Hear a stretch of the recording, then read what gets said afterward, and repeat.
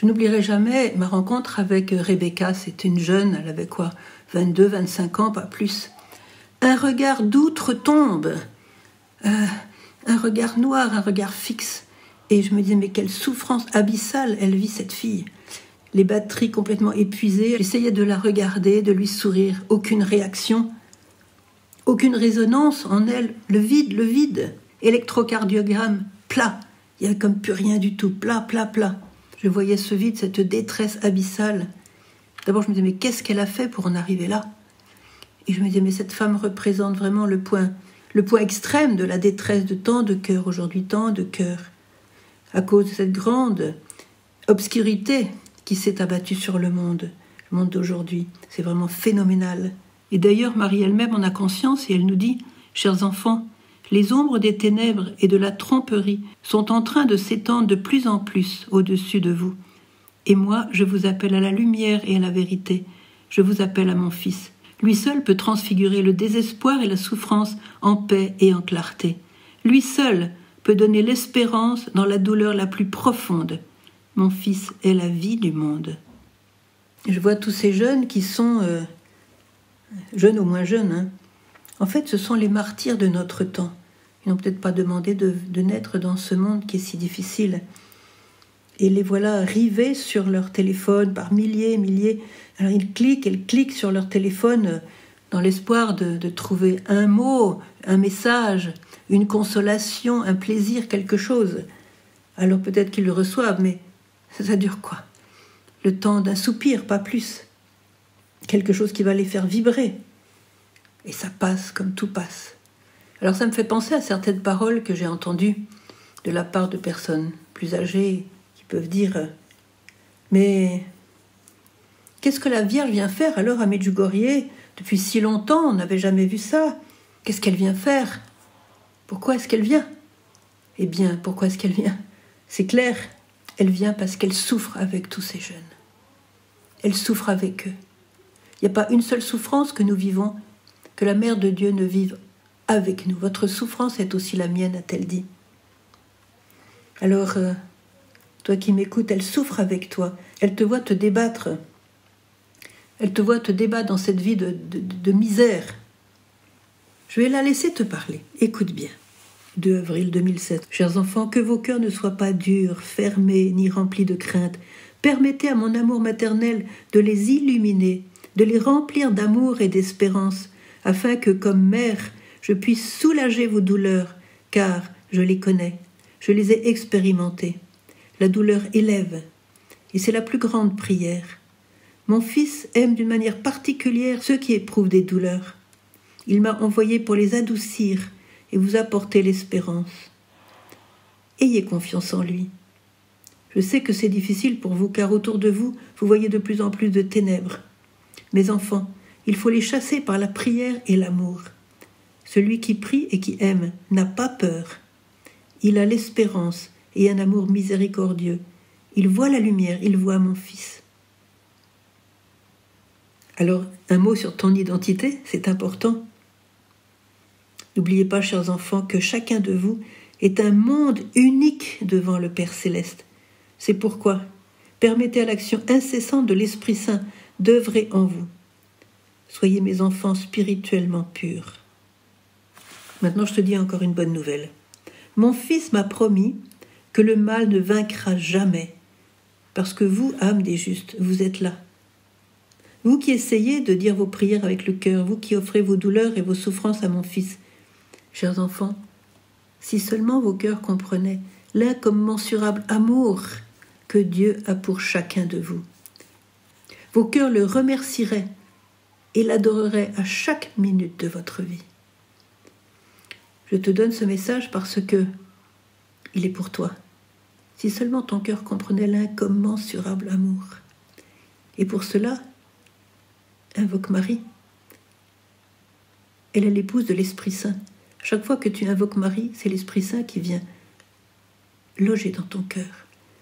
Saint Louis-Marie Grignon de Montfort qui disait que lorsque l'Esprit Saint voit l'amour de Marie dans un cœur, il s'y précipite.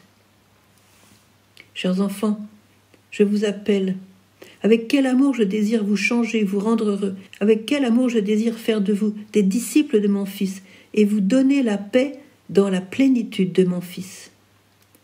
Vous comprendriez l'immense grandeur de mon amour maternel. C'est pourquoi, chers enfants, priez.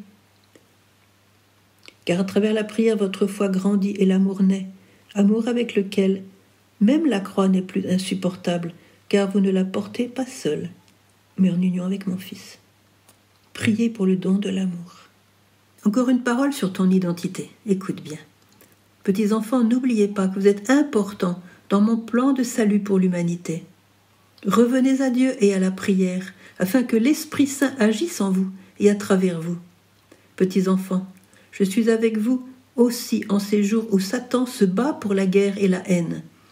La division est forte et le mal agit dans l'homme comme jamais encore auparavant. Mais elle dit aussi, mon cœur immaculé n'abandonne aucun de vous dans le manque de paix, si vous avez recours à moi. J'intercède pour vous devant le Très-Haut, et je prie pour la paix dans vos cœurs et l'espérance dans l'avenir. Tu sais, la Vierge voit très très bien dans quel monde nous sommes.